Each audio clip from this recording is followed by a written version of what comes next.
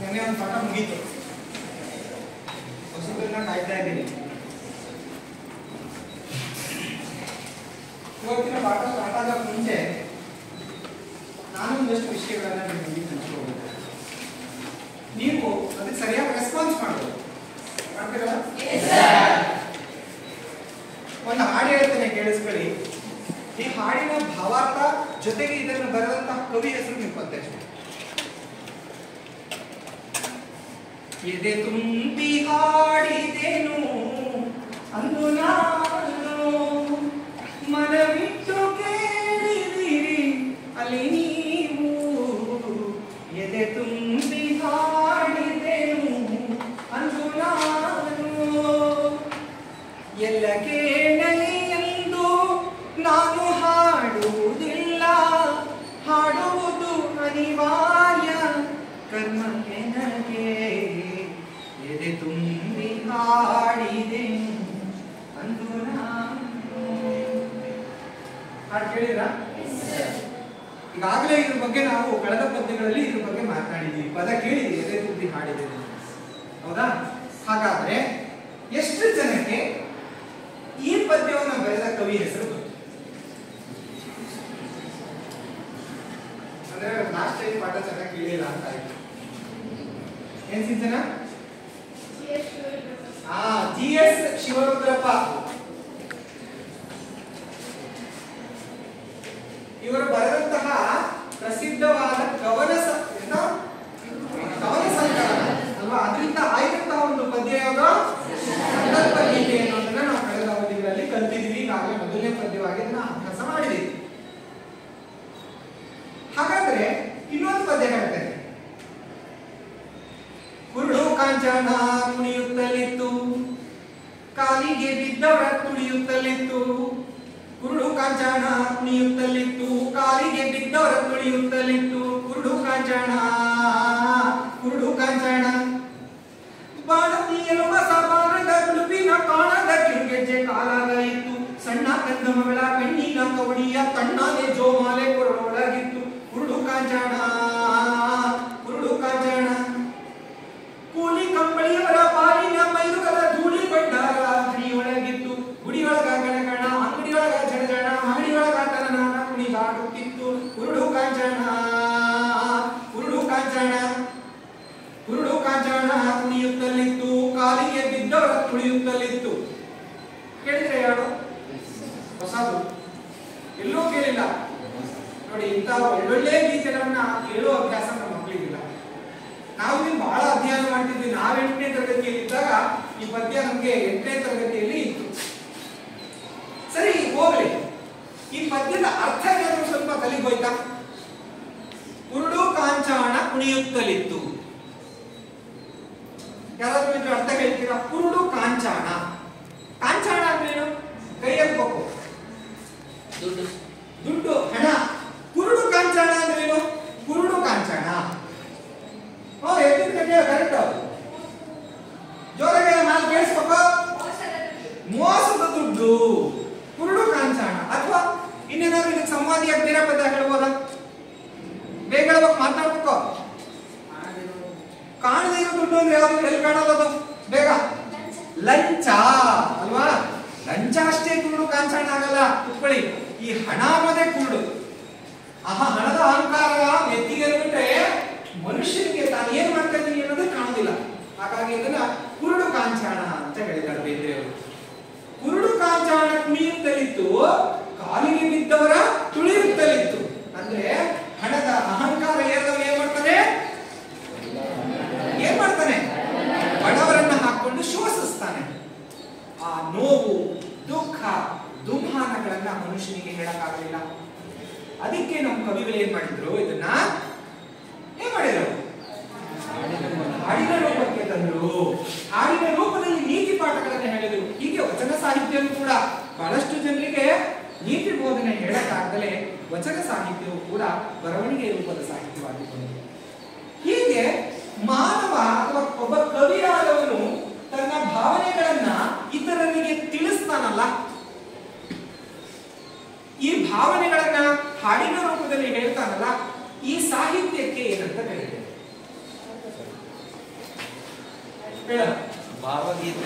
ಭಾವಗೀತೆಗಳು ಅಂತ ಕರೀತೇವೆ. ಗೊತ್ತಿದ್ದಲ್ಲ ಆನ್ಸರ್? ಆದ್ರೂ ಹೇಳಿಲ್ಲ, ವಿಡಿಯೋ ಮಾಡ್ತಾರೆ ಭಯ.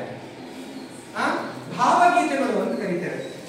ಹಾಗಾದ್ರೆ ಭಾವಗೀತೆ ಅಂದ್ರೆ ಹೇಗಿರ್ತದೆ ನಿಮ್ ಪ್ರಕಾರ? ಹೇಳಿ ನೋಡೋಣ. ಬೇರೆ ಭಾವನೆಗಳನ್ನ ತುಂಬಿರ್ತದೆ. ಯಾರ ಭಾವನೆಯಿಂದ ತುಂಬುತ್ತೆ ಭಾವಗೀತೆಗಳು? ಹಾಡುವವನ ಭಾವನೆಗಳ? ಯಾವ ಮನುಷ್ಯ? ಹಾಡು ಹೇಳುತ್ತಿರೋ ಮನುಷ್ಯ. ಹಾಡು ಹೇಳ್ತಿರೋನು. ಆ ಹಾಡು ಹೇಳ್ತಿರೋನಿಗೆ ಹಾಡು ಎಲ್ಲಿಂದ ಬಂತು? ಕವಿಯೊಬ್ಬ ಹಾಡಿ ಬರದ ಅಲ್ವಾ? ಹಾಗಾದ್ರೆ ಯಾರ ಭಾವನೆ ಆಯ್ತು? ಕವಿಯ ಭಾವನೆಗಳನ್ನ ಸಾಹಿತ್ಯದ ರೂಪಕ್ಕೆ ಇಳಿಸುವುದೇ ಭಾವಗೀತೆ ಅಲ್ವಾ? ಇಂತಹ ಭಾವಗೀತೆಗಳು ಅಲ್ವಾ, ಈ ಕಡೆ ಬರ, ಇಂತಹ ಭಾವಗೀತೆಗಳನ್ನ ಬರೆದು ಅವುಗಳನ್ನ ಪಠ್ಯಪುಸ್ತಕಕ್ಕೆ ಅಳವಡಿಸಿ ಅದರ ಮೂಲಕ ಕವಿಯ ಭಾವವನ್ನ ನಿಮಗೆ ತಲುಪಿಸುವ ಕೆಲಸವನ್ನ ಮಾಡ್ತಾರೆ. ಆದ್ರೆ ಒಬ್ಬ ಕವಿ ಬರೆದ ಹಾಡು ಜೀವ ತುಂಬೋದು ಯಾವ್ದರಿಂದ ಗೊತ್ತಾ? Very good. ಒಬ್ಬ ಹಾಡುಗಾರನಿಂದ. ಕೂತ್ಕೊಳ್ಳಿ. ಅಂತಹ ಹಾಡುಗಾರನ ಜೀವನಾಡಿಯಾಗಿ ಭಾವಗೀತೆ ಸಾಹಿತ್ಯ ಬೆಳ್ಕೊಳ್ಳೋದು. ಹಾಗಾದ್ರೆ 8ನೇ ತರಗತಿ ಮತ್ತು 9ನೇ ತರಗತಿಯಲ್ಲಿ ಯಾವುದಾದರೂ ಭಾವಗೀತೆ ಪದ್ಯಗಳನ್ನ ಕಲ್ತಿದ್ದೀರಾ? ಅನೇಕ ಪದ್ಯಗಳನ್ನ ಕಲ್ತಿದ್ದೀರಾ. ಕವಿಯ ಭಾವನೆಯಿಂದ ವ್ಯಕ್ತಪಡಿಸಿರೋ ಪದ್ಯ ಯಾವ್ದಾದ್ರು ಇದೆಯಾ? ನನಗೆ ಹೇಳ್ತೀರಾ? ಎದ್ದಿರ್ಗಳವ ಕನ್ನಡಿಗರ ತಾಯಿ. ಹೇಗೆ ಕವಿಯ ಭಾವ ತುಂಬ? ಜೋರ ಕನ್ನಡ ನಾಡಿನಲ್ಲಿ ಯಾಕೆ ಹಾಡು ಹೋಗೋದು ಗೊತ್ತಾ? ಅವರು ಕರ್ನಾಟಕ ಚುಂಡಿ ಚೂರಾಗೋಗ್ಬಿಟ್ಟಿತ್ತು, ಕನ್ನಡಿಗರನ್ನ ಮಣ್ಣು ಮಾಡಬೇಕು ಅಂತ ಅವರು ಭಾವಗೀತೆಗಳನ್ನ ರಚನೆ ಮಾಡ್ತಾರೆ. ಅಂದ್ರೆ ಅದು ನಾಡಗೀತೆ, ಆದ್ರೆ ಅವರ ಭಾವನೆ ಹೇಳಿದೆ, ಉತ್ತರ ಹೇಳಿದೆ, ಅದಕ್ಕೋಸ್ಕರ ಸಂತೋಷ ದುಃಖ. ಮತ್ತೆ ಭಾವಗೀತೆಗಳು ಇನ್ಯಾವುದಿದಾವೆ? ಒಂಚೂರು ಯೋಚನೆ ಮಾಡಿ. ಹೋದ ವರ್ಷ ಓದಿದ್ದೀರಾ? ಬಹಳಷ್ಟು ಭಾವಗೀತೆಗಳು ಕಲ್ತಿದ್ದೀರಾ. ಹಿಂದೂ ಬೇಗ 8ನೇ ತರಗತಿ ಯಾವ ಭಾವಗೀತೆ ಇತ್ತು?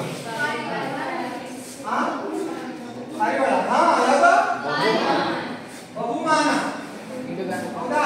ಯಾರು ಬಂದಿದ್ದು ಹೇಳಿದ್ರ? ತಮ್ಮ ಭಾವನೆಗಳನ್ನ ಹೇಳಿದ್ರೆ ಏನಂತ ಗೊತ್ತಾ? ಏನು ಬೇಗ ಹೇಳಬೇಕು. ಯಾವ ಭಾವನೆ ವ್ಯಕ್ತಪಡಿಸಿದ್ರು ಕುವೆಂಪು?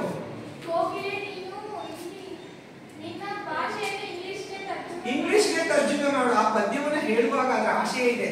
ಏನಂತ ಗೊತ್ತಾ? ಕನ್ನಡದ ಕವಿಯಾದ ನಾನು ಏನ್ ಮಾಡ್ಬೇಕು?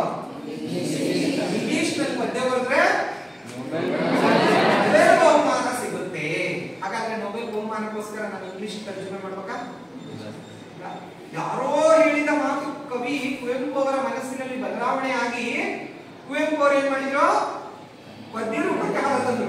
ಹೆಂಗೆ ಹೇಳ್ಬಿಟ್ನಲ್ಲಪ್ಪ, ನಾನು ಕನ್ನಡದಲ್ಲಿ ಬಂದ್ರೆ ನನಗೆ ನೊಬೆಲ್ ಪುರಸ್ಕಾರ ಸಿಗಲ್ಲ, ಇಂಗ್ಲಿಷ್ಗೆ ಅದನ್ನ ಬರೀಬೇಕು. ಎಷ್ಟು ಚೆನ್ನಾಗಿ ಹೇಳುತ್ತೆ.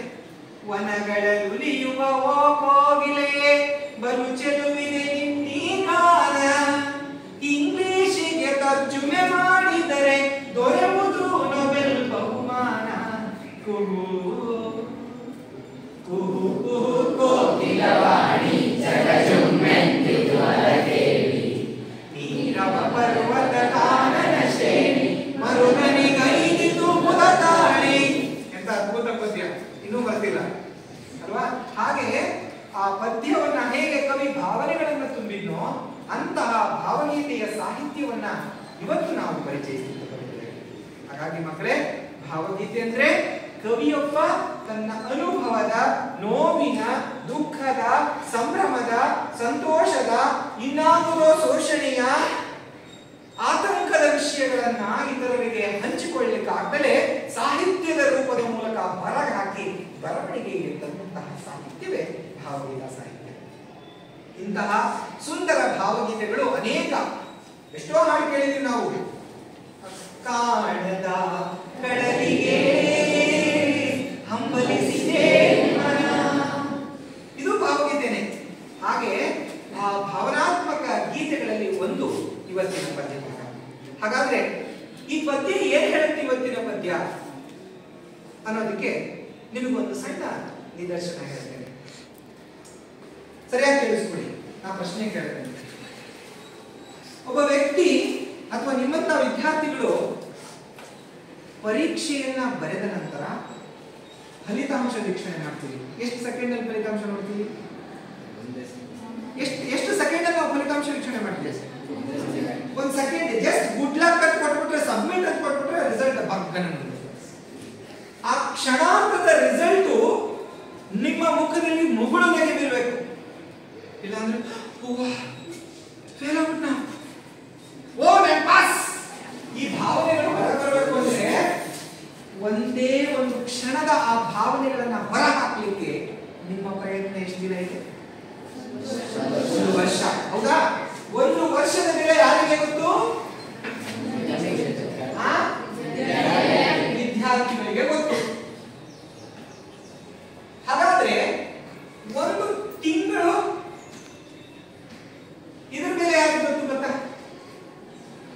ಒಬ್ಬ ತಾಯಿ ಗರ್ಭಿಣಿಯಾದಾಗ ಅವಳಿಗೆ ಯಾವಾಗಲೂ ನೋವು ಹೆಚ್ಚಾಗುದಿಲ್ಲ, ಆರಾಮಾಗಿರ್ತಾಳಾಕಿ. 8 ತುಂಬಿ 9ನೇ ತಿಂಗಳಿಗೆ ಬರ್ತಾಳಲ್ಲ, ಆಗ ಅವಳಿಗೆ ಒಂದೊಂದು ದಿನಗಳು ಒಂದೊಂದು ವರ್ಷಗಳನ್ನ ಆಗ್ತಾ ಇರುತ್ತೆ. ಯಾವತ್ತು ನಾನು ಹೆರಿಗೆ ಆಗ್ತೇನೆ, ಯಾವತ್ತು ನಾನು ನನ್ನ ಜೀವನ ಮಗುವನ್ನ ಪಡಿತೇನೆ. ಒಂದೊಂದು ದಿನಕ್ಕೂ ಅವಳಿಗೆ ಎಷ್ಟೋ ಮಾಸಗಳು ಇವುಗಳು ಕಳೆದಂತಾಗುತ್ತದೆ. ಹಾಗಾಗಿ 1 ತಿಂಗಳ ಬೆಲೆ ಯಾರಿಗೆ ಗೊತ್ತು? ಗರ್ಭಿಣಿಗೆ ಗೊತ್ತು ಅಥವಾ ತಾಯಿಗೆ ಗೊತ್ತು. ಹೌದಾ? ಹಾಗಾದ್ರೆ 1 ದಿನ ಇದ್ರ ಬೆಲೆ ಯಾರಿಗೆ ಗೊತ್ತು? ಒಂದೇ ಒಂದು ದಿನದ ಬೆಲೆ ಯಾರಿಗೆ ಗೊತ್ತು? ಹೂವಿಗೆ ಗೊತ್ತು. ಮತ್ತೆ ವೆರಿ ಗುಡ್. ಕೂಲಿ ಕಾರ್ಮಿಕನಿಗೆ ಗೊತ್ತು. ಅಪ್ಪ, ಇವತ್ ನಾ ಬೆಳಗ್ಗೆ ಊಟ ಕಟ್ಕೊಂಡ್ ಬಂದಿದ್ದೇನೆ, ಮಳೆ ಬಂದ್ರೆ ನಿನ್ ಸಂಬಳ ಅರ್ಧಕ್ಕೆ ಹೋಗುತ್ತೆ, ಪೂರ್ಣಾವಧಿ ನಾ ಕೆಲಸ ಮಾಡ್ಕೊಂಡು ಹೋಗ್ಬೇಕು, ಹೆಂಗಪ್ಪ ಇವತ್ತು ಸಂಜೆ ಆಗ್ಬಿಟ್ರೆ ಸಾಕಪ್ಪ, ನನಗೊಂದು ದಿನದ ಸಂಬಳ ಸಿಗುತ್ತೆ, ಹೇಗೋ 1 ದಿನ ಕಳಿಬೇಕು ಅಂತ ಹೇಳಿ 1 ದಿನದ ಇದು ಯಾರಿಗೆ ಗೊತ್ತು? ಕಾರ್ಮಿಕನಿಗೆ ಗೊತ್ತು. ಹೌದಾ? ಕೂಲಿಯವನಿಗೆ ಗೊತ್ತು. 1 ಗಂಟೆಯ ಬೆಲೆ, 1 ಗಂಟೆ ಶಿಕ್ಷಕರಿಗೆ, ಮತ್ತೆ 1 ಗಂಟೆ, 1 ದಿನ ಆಯ್ತು, 1 ಗಂಟೆ ಬೆಲೆ. ವೈದ್ಯರಿಗೆ, ರೋಗಿಗೆ, ಹೌದಾ? ಒಂದೊಂದು ನಿಮಿಷನೂ ಕೂಡ ತುಂಬಾ ಇಂಪಾರ್ಟೆಂಟ್. ಹಾಗಾದ್ರೆ 1 ನಿಮಿಷದ ಬೆಲೆ 1 ಗಂಟೆ ರೋಗಿಗೂ ಇರ್ಬೋದು, ಮತ್ತೆ ಇನ್ಯಾರಿರುತ್ತೆ? ವಿಜ್ಞಾನಿಗಳಿಗೂ ಕೂಡ 1 ನಿಮಿಷನೂ ಕೂಡ ಇಂಪಾರ್ಟೆಂಟ್. ಕುತ್ಕೊಳ್ಳಿ. ಮತ್ತೆ ರೈತನಿಗೆ ಗೊತ್ತು. ಹೌದಾ? 1 ಗಂಟೆ ಬೆಲೆ. ಸ್ವಲ್ಪ ಪಾಸ್ ಕೊಡ. 1 ಗಂಟೆ ಯಾಕೆ ಹಾಕಿದ್ರಿ? ರೈತ, ಮತ್ತೆ ವೈದ್ಯ, ವಿಜ್ಞಾನ. 1 ನಿಮಿಷದ ಬೆಲೆ, 1 ನಿಮಿಷದ ಬೆಲೆ ಯಾರಿಗೆ ಗೊತ್ತಾ? ಪ್ರಯಾಣಿಸಿದಾಗ ಏನ್ ಫಾಸ್ಟ್ ಆಗಿ ಹೋಗ್ತಿರ್ತೀವಿ, ಸಿಗ್ನಲ್ ಬಿಟ್ಬಿಡುತ್ತೆ, 1 ನಿಮಿಷದ ಇಂಪಾರ್ಟೆಂಟ್ ಆಗಿರುತ್ತೆ. 1 ನಿಮಿಷದ ಬೆಲೆ ರೈಲು ಸಂಚರಿಸುವವನಿಗೆ ಗೊತ್ತು. 1 ಸೆಕೆಂಡಿನ ಬೆಲೆ, ಒಂದೇ 1 ಸೆಕೆಂಡ್ ಸೈನಿಕರು ಅಪಘಾತಕ್ಕೀಡಾದವರಿಗೆ ಒಂದೇ 1 ಸೆಕೆಂಡ್ ನೋಡಲ್ಲ ಮಿಸ್ ಆಗ್ಬಿಡ್ತು. ಹೌದಾ? ಒಂದೇ 1 ಸೆಕೆಂಡ್ ಆಕ್ಸಿಡೆಂಟ್, ಜಸ್ಟ್ 1 ಸೆಕೆಂಡ್ ಅಲ್ಲಿ ಮರ ಬಿತ್ತು. 1 ಸೆಕೆಂಡಿನ ಇದು ಅಪಘಾತದಿಂದ ಪಾರಾದವರಿಗೆ ಗೊತ್ತು. ಅದೇ 1 ಮಿಲಿ ಸೆಕೆಂಡ್, ಇದರ ಬೆಲೆ ಯಾರಿಗೆ ಗೊತ್ತು? ಓಟಗಾರನಿಗೆ. ಫ್ರಾಕ್ಷನ್ ಆಫ್ ಸೆಕೆಂಡ್ಸ್ ಅಲ್ಲಿ ಅವನಿಗೆ ಫಸ್ಟ್ ಪ್ಲೇಸ್ ಹೋಗ್ಬಿಟ್ಟು ಅಂತ ದೇಶ ಅಲ್ವಾ? ಹಾಗಾದ್ರೆ ಸಮಯಕ್ಕೆ ಎಷ್ಟು ಮಹತ್ವ ಇದೆಯಲ್ಲ? ಈ ಸಮಯ ತುಂಬಾ ಮುಖ್ಯವಾದದ್ದು. ಅದಕ್ಕೆ ನಮ್ಮ ಕನ್ನಡದ ಗಾದೆಗಳಲ್ಲಿ ಸಮಯಕ್ಕೆ ಇರುವಂತಹ ಅನೇಕ ಗಾದೆಗಳಿವೆ. ಹೇಳ್ತೀರಂತ ಗೊತ್ತಿರೋ ಕಾಲದ ಬಗ್ಗೆ ವಿವರಿಸುವ ಗಾದೆಗಳು, ಎದ್ದಿಟ್ಕೊಂಡು ಹೇಳೋ. ಮಿಂಚಿ ಹೋದ ಕಾಲಕ್ಕೆ ಚಿಂತಿಸಿ ಫಲವಿಲ್ಲ. ಮತ್ತೆ ಟ್ರೈ ಮಾಡಿ ನೋಡೋಣ. ಆಡಲು ಹೋಯ್ತಂತೆ, ಮುತ್ತು ಹೊಡೆದ್ರೆ ಆಗ್ತದ ಕಾಲಕ್ಕಿದು? ಕಾಲದಲ್ಲಿ ಮಾತಾಡ್ಬಿಡ್ತೀವಿ, ಆ ಕಾಲದಲ್ಲಿ ಹೊಡೆದೋಗ್ಬಿಡ್ತದೆ, ಮತ್ತೆ ಬರಕ್ ಸಾಧ್ಯನಾ? ಮತ್ತೆ ಕಾಲಕ್ಕೆ ಸಂಬಂಧಪಟ್ಟಂತೆ ಯಾವ್ದು ಹಾಡು ಕೇಳಿದ್ದೀರಾ? ಯಾವುದು? ಕಾಲವನ್ನು ತಡೆಯೋರು ಯಾರು ಇಲ್ಲ, ಗಾಳಿಯನ್ನು ಹಿಡಿಯೋರು ಎಲ್ಲೂ ಇಲ್ಲ, ನಿನ್ನಿಂದ ನನ್ನ, ನನ್ನಿಂದ ನಿನ್ನ ದೂರ ಮಾಡಲು ಎಂದೂ ಬರಲ್ಲ. ಯಾಕಾಗಲ್ಲ? ಹೀಗೆ ಸಮಯಕ್ಕೆ ನಾವು ಹೆಚ್ಚು ಮಹತ್ವ ಕೊಡ್ತೇವೆ. ಯಾಕಿದ್ರೆ ಹೇಳ್ತಾ ಇದ್ದೀನಿ ಅಂದ್ರೆ, ಈ ಪ್ರಪಂಚದಲ್ಲಿ ಚಲನಶೀಲತೆ ಅನ್ನೋದು ಜೀವಂತಿಕೆ ಆಗಿದೆ. ಚಲನಶೀಲತೆ ಅಂದ್ರೇನು? ಚಲನಶೀಲತೆ ಪರಿವರ್ತನೆ. ಜಡತ್ವ ಇಲ್ಲ, ಓಡಾಡ್ತಾನೆ ಇದೆ. ಆ ಗಡಿಯಾರ ಓಡ್ತಾ ಇದೆ, ಟೈಮ್ ಆಗ್ತಾನೆ ಇದೆ, ಹೌದಾ? ಆದ್ರೆ ಅದನ್ನ ಹಿಡಿಯಕ್ಕೆ ಆಗಲ್ಲ. ಈ ಪೀರಿಯಡ್ ನಾವು ಮುಗಿಸ್ಬೇಕು, ನಾವು ಹೊರಗೆ ಹೋಗ್ಬೇಕು. ಇವತ್ತು ನಾನು ಕನ್ನಡ ಟೀಚರು, ನಾಳೆ ಮತ್ತೊಬ್ರು ಬರ್ಬೋದು. ನಾನು ಇಲ್ಲಿಂದ ಟ್ರಾನ್ಸ್ಫರ್ ಆಗೋದ್ರೆ ಇಲ್ಲಿ ನೀವು 10th ಸ್ಟ್ಯಾಂಡರ್ಡ್ ಸ್ಟೂಡೆಂಟ್ಸ್, ನಾಳೆ ಮತ್ತೊಬ್ರು 10th ಸ್ಟ್ಯಾಂಡರ್ಡ್ ಸ್ಟೂಡೆಂಟ್ಸ್ ಬರ್ಬೋದು. ಹಾಗಾಗಿ ಯಾವುದೂ ಶಾಶ್ವತವಲ್ಲ. ಈ ಜಗದಲ್ಲಿ ಎಲ್ಲರೂ ಒಂದಲ್ಲ ಒಂದು ಕಾಲಕ್ಕೆ ಒಪ್ಕೊಳ್ಳೇಬೇಕು, ಹೌದಾ? ನಾವು 1908 ಇಸ್ವಿಯಲ್ಲಿ ಭಾರತದಲ್ಲಿ ಬ್ರಿಟಿಷರ ಆಳ್ವಿಕೆ ಇತ್ತು. ಇವತ್ತು ಬ್ರಿಟಿಷರಿಂದ ಬಂಧ ಮುಕ್ತರಾಗಿ ಯಾರನ್ನು ಒಬ್ಬರನ್ನು ಒಳಗೆ ಸೇರಿಸ್ಕೊಳ್ಳದಂಗೆ ರಕ್ಷಣೆ ಶಿಕ್ಷಣದಿಂದ ನಾವು ಮುಂದುವರೆದಿದ್ದೇವೆ ಅಲ್ವಾ? ಅಂತಹ ಕಾಲದ ವೈಶಿಷ್ಟ್ಯತೆ, ಕಾಲದ ಆ ಚತುರತೆಯನ್ನ ಕವಿಯೊಬ್ಬ ತನ್ನ ಪದ್ಯಗಳಲ್ಲಿ ಹಾಡಿ ಬಂದ. ಆ ಕವಿ ಯಾರಪ್ಪ ಅಂತಂದ್ರೆ, ಗರಿ ಎಂಬ ಒಂದು ಕವನ ಸಂಕಲನದಲ್ಲಿ ತನ್ನ ಈ ಕಾಲದ ವೈಶಿಷ್ಟ್ಯತೆ, ಕಾಲದ ಮಹತ್ವವನ್ನ ಬರೀತಾನೆ. ಯಾವ ಕವನದಲ್ಲಿ? ಗರಿ ಎಂಬ ಕವನ ಸಂಕಲನದಲ್ಲಿ. ಏನ್ ಹೇಳ್ತಾನೆ ಇವನು ನೋಡಿ. ಕವಿಯ ಭಾವ ಹೇಗಿರ್ತದೆ? ನಾವು ಹಿಂದೆ ಹೇಳಿದ್ವಿ, ಹಡಗನ್ನ ಜೀವನಕ್ಕೆ ಹೋಲಿಸಿದ್ರು, ಪ್ರೀತಿಯನ್ನ ಹಣಕ್ಕೆ ಹೋಲಿಸಿದ್ರು. ಹಾಗೆ ನಮ್ಮ ಕವಿ ಕಾಲವನ್ನ ಹೇಳ್ತಾ ಇದ್ದಾರೆ.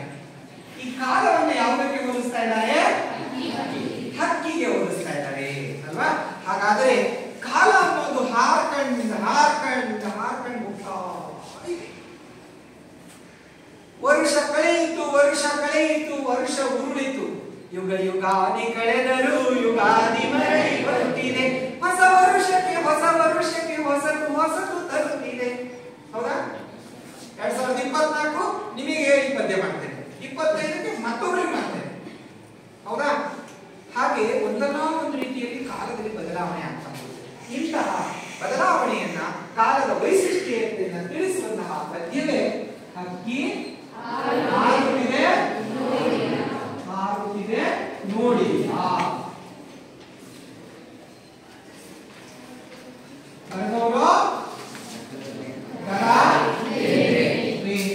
ಯಾವ ಕವನ ಸಂಕಲನದಿಂದ ಆಯ್ಕೆ ಮಾಡಿಕೊಂಡಿದ್ದೇವೆ?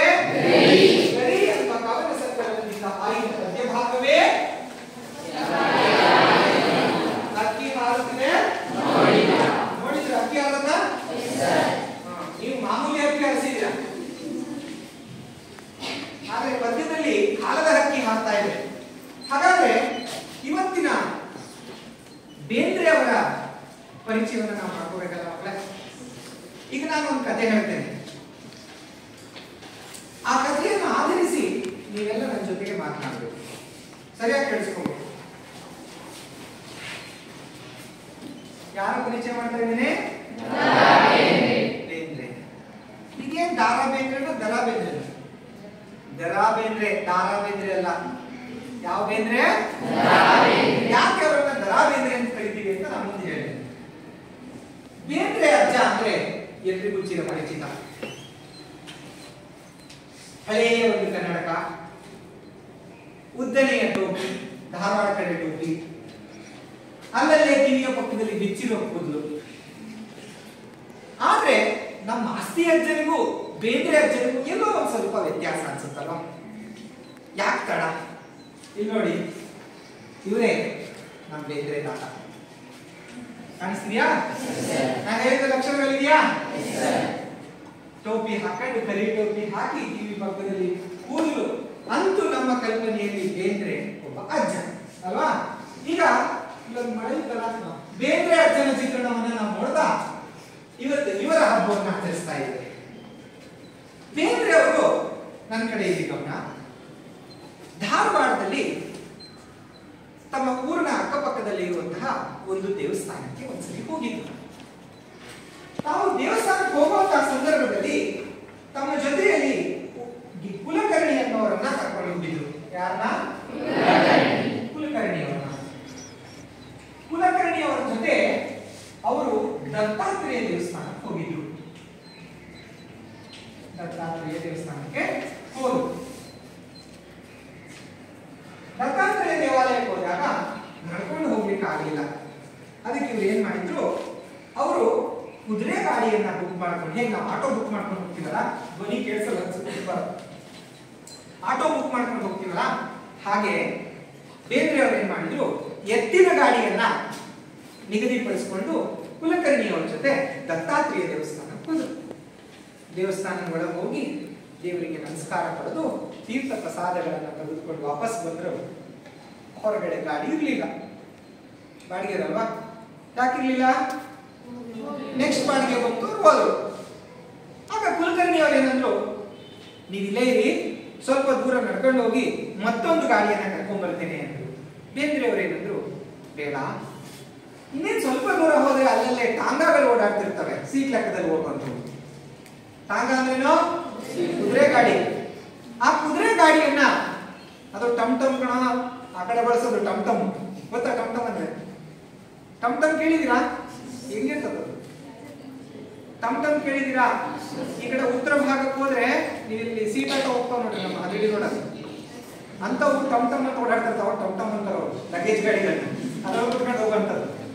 ಬೇಂದ್ರೆ ಅವರು ನಮ್ಮ ಕುಲಕರ್ಣಿ ಅವ್ರ ಜೊತೆ ದೇವಸ್ಥಾನಕ್ಕೆ ಹೋಗಿ ವಾಪಸ್ ಬರ್ಬೇಕಾದ್ರೆ ಅವ್ರಿಗೆ ಗಾಡಿ ಸಿಗ್ಲಿಲ್ಲ, ನಡ್ಕೋತ ಹೋಗೋಣ, ಮುಂದೆ ಹೋದ್ರೆ ಟಾಂಗ ಸಿಗುತ್ತೆ ಅಂತ ಹೋಗ್ತಾ ಇರ್ಬೇಕಾದ್ರೆ ಬೇಂದ್ರೆ ಅವರ ಚಪ್ಪಲಿಯ ಉಂಗುಷ್ಟ ಜಾರಿ ಕಿತ್ತು ಹೋಗ್ಬಿಡ್ತು. ಉಂಗುಷ್ಟ ಅಂದ್ರೆ ಗೊತ್ತಲ್ಲ, ಈ ಹೆಬ್ಬೆರಳು ಮತ್ತು ಕಾಲಿನ ಎರಡನೇ ಬೆರಳಿನ ನಡುವೆ ನಮ್ಮ ಸ್ಲಿಪ್ಪರ್ ಒಳಗಡೆ ಒಂದು ಕಡ್ಡಿ ಇರ್ತದ, ಅದು ಜಾರಿ ಕಿತ್ತ ನಡೆಯಕ್ಕಾಗತ್ತ, ಹಿಂಗ ಅನ್ಕೊಂಡು ಹೋಗ್ತೀವಿ ಸೈಡ್ ಸೈಡಿಗೆ.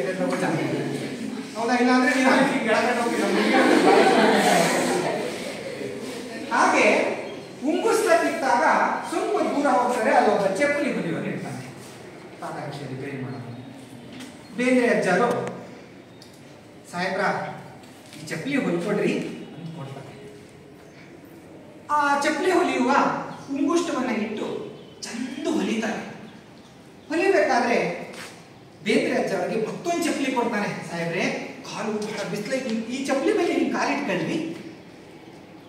ಬೇಂದ್ರೆ ಅಜ್ಜನಿಗೆ ಆಶ್ಚರ್ಯ ಆಗುತ್ತೆ, ಚಪ್ಪಲಿ ಹೊಲಿಯುವಲ್ಲಿ ಎಷ್ಟು ಒಳ್ಳೆ ಮಾನವೀಯತೆ ಇದೆ ಅಲ್ವಾ, ನನಗೆ ಕಾಲು ಸುಡುತ್ತೆ, ಇದ್ರ ಮೇಲೆ ನೀವು ಇನ್ನೊಂದು ಚಪ್ಪಲಿ ಹಾಕೊಳ್ಳಿ ಅಂತ ಕೊಡ್ತಾ ಇದ್ದಾರೆ ಅಂದ್ರೆ ಬೇಂದ್ರೆ ಅವ್ರು ಇರ್ಲಿ ಬಿಡಪ್ಪ ಅಂತಾರೆ. ಆದ್ರೂ ಹಾಕೊಂಡು ಅವ್ರಿಗೆ ಒಂದು ಪ್ರಶ್ನೆ ಕೇಳ್ತಾರೆ, ಏನಪ್ಪಾ ಇಷ್ಟೊಂದು ಉರಿ ಬಿಸಿಲಿದೆ, ನಿನ್ನ ದೇಹಕ್ಕೆ ಬಿಸಿಲತ್ತ ಆಗ್ತಾ ಇಲ್ವಾ, ತಗೋ ನನ್ನ ಹತ್ರ ಒಂದು ಛತ್ರಿ ಇದೆ ಅಂತ ಅವ್ರು ಚಪ್ಪಲಿ ಬರೀತಾ ಇದ್ರೆ ತಾವು ಛತ್ರಿ ಹಿಡಿದುಕೊಂಡು ಅವ್ರಿಗೆ ಹೇಳ್ಕೊಡ್ತಾರೆ. ಮಾತಾಡ್ತಾ ಮಾತಾಡ್ತಾ, ಏನಪ್ಪಾ ನಿನಗೆ ಒಲೆ ಇದೆಯಾ ಅಂತ ಕೇಳ್ತಾರೆ. ಒಲೆ ಇದೆಯಾ? ಏನಿದು ಒಲೆ ಇದೆಯಾ ಅಂದ್ರೆ ಎದ್ದಿಟ್ಕೊಂಡು ಹೇಳ್ಬೇಕು, ಒಲೆ ಇದೆಯಾ? ಹಾ, ಮನೆ ಐತಾ ಅಂದ್ರೆ ನಿನ್ನಲ್ಲಿ ಸಂಸಾರ ಇದೆಯಾ, ನಿನಗೆ ಒಲೆ ಹಚ್ಚಿ ಅಡಿಗೆ ಮಾಡುವಂತ ಹೆಂಡತಿ ಇದಾಳ ಅಂತ ಕೇಳ್ತಾರೆ. ಆಗ ಮುಂದ್ರಿ ಸಾಹೇಬ್ರೆ, ಅಜ್ಜರೇ, ನನಗಿಬ್ರು ಮಕ್ಕಳದಾರೆ ಅನ್ನೋ ಅಷ್ಟೊತ್ತಿಗೆ ಚಪ್ಪಲಿ ಕೊಡ್ತಾರೆ. ಸಾಹೇಬರು ಇನ್ನೇನು ನಮ್ಮ ಬೇಂದ್ರೆ ಅಜ್ಜರು ಚಪ್ಪಲಿ ಇಸ್ಕೊಂತಾರೆ. ಚಪ್ಪಲಿ ಹಾಕೊಳ್ಬೇಕಾದ್ರೆ ಎಷ್ಟು ಕೊಡ್ಲಪ್ಪ ಅಂತ ಕೇಳ್ತಾರೆ. ಸರ್ ಅಜ್ಜರೇ, 1.5 ರೂಪಾಯಿ ಆಗ್ತದೆ ಕೊಡ್ರಿ. ಇದೇನು ಸರ್ ಬರೀ 1.5 ರೂಪಾಯಿ? 1900ನೇ ಇಸ್ವಿಯಲ್ಲಿ 1.5 ರೂಪಾಯಿ 150 ರೂಪಾಯಿ ಬಂದಿದೆ. 1.5 ರೂಪಾಯಿ ಅಜ್ಜರೇ ಕೊಡ್ರಿ. ಆಗ ಬೇಂದ್ರೆ ಅವರು ಅವರಿಗೆ 10 ರೂಪಾಯಿ ಕೊಡ್ತಾರೆ. ಯಾಕೆ ಕೊಟ್ರು? ಚೇಂಜ್ ಕೊಡು ಅಂತನಾ? ಮತ್ತೆ ಚಪ್ಪಲಿ ಹೊಲಿದಿದ್ದಕ್ಕೆ, ಛತ್ರಿ ಹಿಡ್ಕೊಂಡಿದ್ದಕ್ಕೆ, ಹೌದಾ? ಮನೆ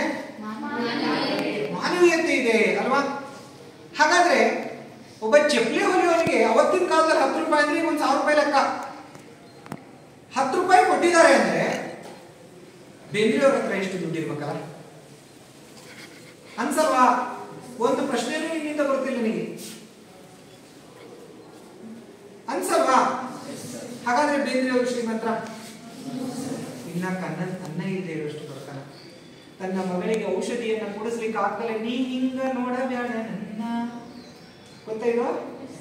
ತನ್ನ ಮಗಳು ಸತ್ತು ಬಿದ್ದಿದ್ದಾಳೆ, ಔಷಧಿ ಕೊಡಿಸ್ಲಿಕ್ಕೆ ಆಗಲೇ ಬಡತನದಿಂದ, ತುಂಬು ಬಡತನದಿಂದ ಬೇಂದ್ರೆಯವರು ತನ್ನ ಮಗಳನ್ನ ಕಳ್ಕೊಂಡ್ಬಿಟ್ಟಿದ್ದಾರೆ. ತನ್ನ ಹೆಂಡತಿಯ ತೊಡೆಯ ಮೇಲೆ ಮಗಳು ಸತ್ತು ಬಿದ್ದಿದ್ದಾಳೆ. ಆಗ ಹೆಂಡತಿ ಸಿಟ್ಟಿನಿಂದ ಅಥವಾ ಕೋಪದಿಂದನೋ ದುಃಖದಿಂದನೋ ಅಂತೂ ನನ್ನ ಮಗಳನ್ನು ಕಳ್ಕೊಂಡ್ಬಿಟ್ಟೆ ಅಂದಾಗ, ನೀ ಹಿಂಗ ನೋಡಬೇಡ ನನ್ನ, ನೀ ಹಿಂಗ ನೋಡಿದರೆ ನನ್ನ, ತಿರುಗಿ ನಾನಾಗ ನೋಡಲಿ. ಇಷ್ಟು ದುಃಖದಿಂದ ಆ ಪವನ ಬರೀತಾರೆ. ಇವತ್ತು ನಾವು ಅದನ್ನ ನೀ ಹಿಂಗ ನೋಡಬೇಡ ಬೇಂದ್ರೆ ಇರ್ಲಿ. ಬೇಂದ್ರೆ ತನ್ನ ಜೀವನದಲ್ಲಿ ನೊಂದು ನಾದನು ಬೇಂದ್ರೆ. ಬೆಂದ್ರೆ ನೊಂದ್ರೆ ಬೇಂದ್ರೆ ಆದ ಒಂದು ಮಾತೈತಿ. ಅಷ್ಟು ನೊಂದು ಅವರು ಬೇಂದ್ರೆ ಅವರು. ಇರ್ಲಿ, ಆಮೇಲೆ ಹೇಳೋಣ. ಬೇಂದ್ರೆ ಅವರು ಈ ಚಪ್ಪಲಿ ಹೊಲಿಯವನ ಹತ್ರ 10 ರೂಪಾಯಿ ಕೊಟ್ಟಾಗ ಅವ್ನು ಹೇಳ್ತಾನೆ, ಸಾಹೇಬ್ರೆ ಚಿಲ್ಡ್ರೆ ನನ್ನ ಹತ್ರ ಇಲ್ರಿ. ಚಿಲ್ಡ್ರೆ ಕೊಡ್ಬೇಡಪ್ಪ, ನೀ ಒಂದು ದಿನಕ್ಕೆ ದುಡಿಯೋ ದುಡಿಮೆ 10 ರೂಪಾಯಿ ಇರ್ಬೋದಾ? ಹೌದು ಸರ್. ಈ 10 ರೂಪಾಯಿ ನೀನೇ ಇಟ್ಕೊಂಡು ಮನೆಗೆ ಹೋಗಿ ದುಡ್ಡಾಗ ಛತ್ರಿ ತಗೊಂಡು ಉಳಿದಿದ್ದ ದುಡ್ಡಾಗ ನಿನ್ನ ಮಕ್ಕಳಿಗೆ ಹಣ್ಣು ಹಂಪಲು ಕೊಡಿಸು, ಇವತ್ತಿನ ಕೆಲಸನ ಇಲ್ಲಿಗೆ ನಿಲ್ಲಿಸು ಹೋಗು ಅಂದಾಗ ಅವರ ಕೃತಜ್ಞತೆಗೆ ನಮಸ್ಕಾರ ಮಾಡಿ, ಸಾಹೇಬ್ರೆ ಅಜ್ಜರೇ ನಿಮ್ಮ ಮನೆ ಎಲ್ಲೈತ್ರಿ ಅಂತ ಹೇಳ್ತಾರೆ. ಆಗ ಬೇಂದ್ರೆ ಅವ್ರು ಹೇಳ್ತಾರೆ, ಸಾಧನಕೇರಿ ಅಂತ ಐತಲ್ಲ ಧಾರವಾಡದಾಗ ಸಾಧನಕೇರಿ, ಆ ಸಾಧನಕೇರಿ ತಕ್ಕ ನಮ್ಮ ಮನೆ ಐತಿ ಅಂದಾಗ ಚಟ್ನಿ ಹುಲಿಯವ್ರು ಹೇಳ್ತಾನೆ, ಅಂದ್ರೆ ಬೇಂದ್ರೆ ಅಂತ ಒಬ್ರದ ನೋಡ್ರಿ ಸಾಹಿತಿಗಳು ಬೇಂದ್ರೆ ಅಂತ ಅವ್ರ ಮನೆ ಹತ್ರ ಐತಿ ನಿಮ್ಮ ಮನೆ ಅಂತವ್ರಿಗೆ ಕೇಳ. ಕತೆ ಅರ್ಥ ಆಯ್ತಾ? ಈಗ ಇಲ್ಲಿ ನಿಮ್ಮ ಮನಸ್ಸಿನಲ್ಲಿ ಒಂದು ಪ್ರಶ್ನೆ ಕಾಡಬೇಕು. ಯಾರಿಗೂ ಕಾಣಲಿಲ್ಲ? ಮಾತು ಎತ್ತಿಟ್ಕೊಂಡು ಕೇಳ್ರಿ. ಏನು ಕಾಣಲಿಲ್ಲ? ಹೇಳ್ರಪ್ಪ. ಅಲ್ಲೇ ಬಿಸಿ ಬಿಸಿ ಬಿಡ್ರಿ, ಹೇಳ್ರಿ ಬೇಗ. ಹೇಳಿಲ್ಲ? ಗೊತ್ತಿಲ್ಲ. ಅದೇ ನೀವು ಪ್ರಶ್ನೆ ರೂಪದಲ್ಲಿ ಕೇಳಿಲ್ಲ, ಅರ್ಥ ಆಗಿದೆ ಅಂತ ನಾನು ತಿಳ್ಕೋಬೇಕು ಅಲ್ವಾ? ಇಷ್ಟೋ ತನಕ ನಾವು ಕಾನ್ವರ್ಸೇಷನ್ ಮಾಡಿದ ಯಾರ ಜೊತೆ?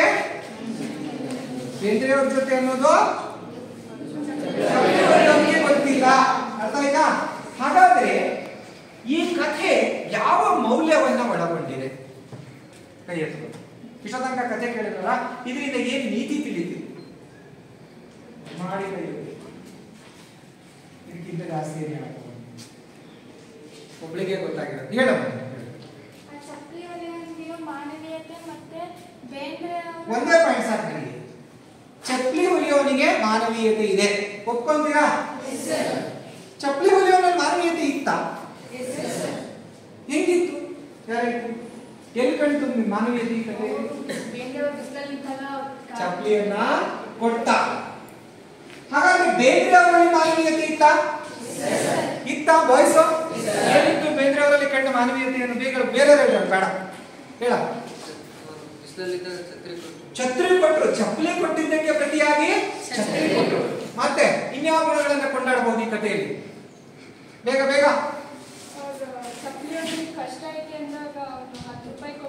1.5 ರೂಪಾಯಿ ಕೊಡಬೇಕಾದ ಜಾಗದಲ್ಲಿ 10 ರೂಪಾಯಿ ಕೊಟ್ಟರು. ಮತ್ತೆ ಇನ್ನು ಕೊನೆಯ ಅಂಶ ತುಂಬಾ ಗಾಢವಾಗಿದೆ, ಕುತ್ಕೊಳ್ಳಿ. ಅಷ್ಟೇನಾ? ಕೊನೆಗೇನಾಯ್ತು? ಚಪ್ಪಲಿ ಹೊಲಿಯುವ ಸತ್ಯಾಂಶವನ್ನ ತಿಳಿಸಿದ್ರ? ಹಾಗಾದ್ರೆ ಇದನ್ನ ಏನ್ ತಿಳ್ಕೊಂಡ್ರಿ? ಅದು ಬೇಕಾಗಿದೆ ನಿಮಗೆ. ಅವ್ನು ಕೇಳ್ತಾನೆ, ನಿಮ್ ಮನೆ ಬೇಂದ್ರೆ ಅಂತ ಅಜ್ಜದಾರಲ್ಲ ಅವ್ರ ಮನಿತ ಕೈತ? ಹೌದು ಅಂತಾರ ಅವರು.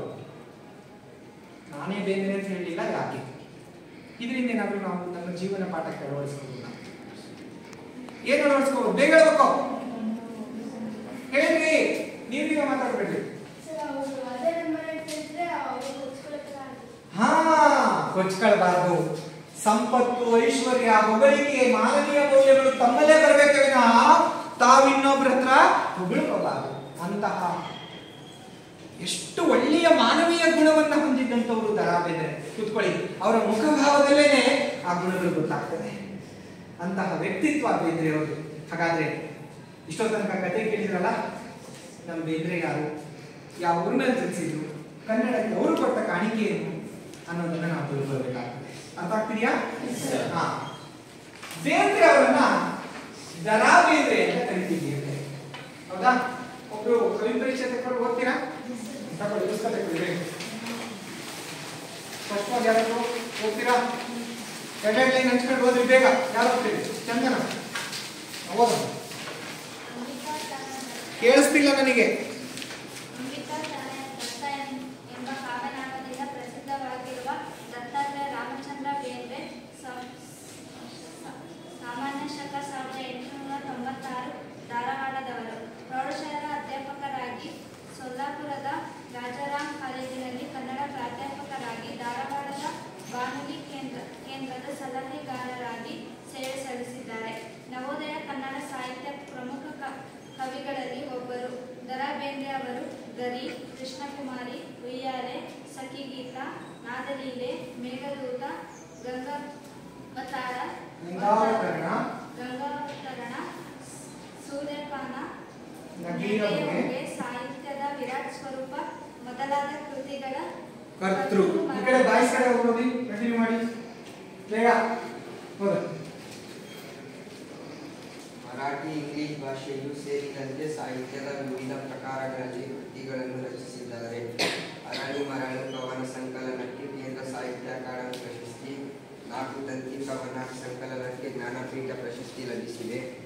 ಭಾರತ ಸರ್ಕಾರದ ಪದ್ಮಶ್ರೀ ಪುರಸ್ಕಾರಕ್ಕೆ ಭಾಜನರಾಗಿರುವ ಬೇಂದ್ರೆ ಅವರು ಜ್ಞಾನಪೀಠ ಪ್ರಶಸ್ತಿ ಬೇಂದ್ರೆ ಅವರು 1943ರಲ್ಲಿ ಶಿವಮೊಗ್ಗದಲ್ಲಿ ಸಮಾವೇಶಗೊಂಡ 27ನೆಯ ಕನ್ನಡ ಸಾಹಿತ್ಯ ಸಮ್ಮೇಳನದ ಅಧ್ಯಕ್ಷರಾಗಿದ್ದರು. ದ ರಾ ಬೇಂದ್ರೆ ವಿರಚಿತ ಗರಿಸ್ ಕವನ ಸಂಕಲನದಿಂದ ಹಕ್ಕಿ ಹಾರುತ್ತಿದೆ ನೋಡಿದಿರ ಕವಿತೆಯನ್ನು ಆಯ್ಕೆ ಮಾಡಲಾಗಿದೆ. ನೋಡಿ, ಈಗಾಗಲೇ ನೀವು ಓದಿದ್ರಿ, ನಿಮ್ಮ ಹತ್ರನೇ ಪುಸ್ತಕ ಇದೆ. ದ ರಾ ಬೇಂದ್ರೆ ಅಂತಂದ್ರೆ ಅವರ ಪೂರ್ಣ ಹೆಸರನ್ನ ಶಾರ್ಟ್ ಆಗಿ ಹೇಳಿದ್ದಾರೆ. ಏನ್ ದ ರಾ ಬೇಂದ್ರೆ ಅಂದ್ರೆ? ದತ್ತಾತ್ರೇಯ ರಾಮಚಂದ್ರ ಬೇಂದ್ರೆ.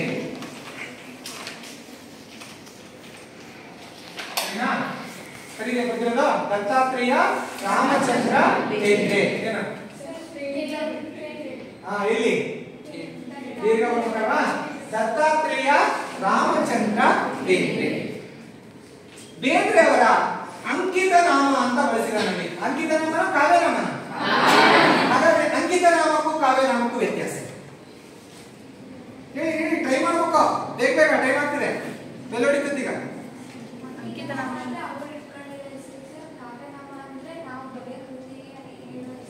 ಯಾರು ಇಡೋದನ್ನ ಎಲ್ಲ ಅವರು ಇಟ್ಕೊಳ್ಳೋದು. ಮತ್ತೆ ಅದ್ರ ಹೇಳ್ತೀರಾ ಅಂಕಿತ ನಾಮಕ್ಕೂ ಕಾವ್ಯನಾಮಕ್ಕೂ ವ್ಯತ್ಯಾಸ. ಬೇಗ ಹೇಳ್ಬೇಕು. ಅಂಕಿತ ನಾಮ ಯಾರು ಇಡ್ತಾರೆ? ಹೇಳ್ರಪ್ಪ, ಎದ್ದು ನಿಂತ್ಕೊಂಡು ಹೇಳ್ರು. ವಚನಕಾರರು ಅಂಕಿತ ಇಟ್ರೆ ಅಂತಾರೆ. ಕುತ್ಕೊಳ್ಳಿ. ಆದ್ರೆ ಕಾವ್ಯನಾಮವನ್ನ ಕಾವ್ಯ ಬರೆಯುವಂತಹ ಕವಿಗಳು ಇಟ್ಕೊಂತಾರೆ. ವಚನಕಾರರು ಅಂಕಿತ ನಾಮಕ್ಕೂ ಕಾವ್ಯನಾಮಕ್ಕೂ ವ್ಯತ್ಯಾಸ ಏನಂದ್ರೆ, ವಚನಕಾರರು ತಮ್ಮ ಆರಾಧ್ಯ ದೈವನನ್ನ ಅಂಕಿತವಾಗಿಟ್ಕೊಂಡ್ರೆ ಇವರು ತಮ್ಮದೇ ಆದ ಕಾವ್ಯ ಶೈಲಿಯ ಒಂದು ನಾಮವನ್ನ ಇಟ್ಕೊಂತಾರೆ. ಹಾಗೆ ಬೇರೆಯವರು ಯಾರು ಕಾವ್ಯನಾಮ ಇಟ್ಕೊಂಡ್ರೆ ಕವಿಗಳು ಗೊತ್ತಿದ್ದಾರೆ? ಬೇಗ ಹೇಳ್ಬೇಕು. ಯಾರಿಗೂ ಇಲ್ವಾ? ಅವ್ರ ಹೆಸರು ಒಂದಿರುತ್ತೆ, ಶಾರ್ಟ್ ಆಗಿ ಇಟ್ಕೊಂಡಿರ್ತಾರೆ. ಎದ್ದಿಟ್ಕೊಂಡು ಹೇಳಿ, ಅದೇ ಕರೆಕ್ಟ್ ಆನ್ಸರ್ ಹೇಳು. ಕುವೆಂಪು ಅವರ ಕಾವ್ಯನಾಮ ಪೂರ್ಣ ಹೆಸರು ಪುಟ್ಟಪ್ಪ ಅಲ್ವಾ? ಕುವೆಂಪು ಅಂತ ಅವ್ರ ಕಾವ್ಯನಾಮ. ಹಾಗೆ ಇವರು ಒಂದು ಕಾವ್ಯನಾಮ ಇಟ್ಕೊಂಡಿದ್ದಾರೆ, ಅಂಬಿಕಾತನಯ. ಅಂಬಿಕಾತನಯ ಅಂತ ಹೇಳಿ ಇವರ ಕಾವ್ಯನಾಮ. ತನಯ ದತ್ತ ಅಲ್ವಾ? ಅಂಬಿಕಾತನಯ ದತ್ತ ಅಂತ ಇವರ ಕಾವ್ಯನಾಮ. ಇವರು ಜನಿಸಿದ್ದು ಧಾರವಾಡದಲ್ಲಿ. ಇಲ್ಲಿ ಇವರ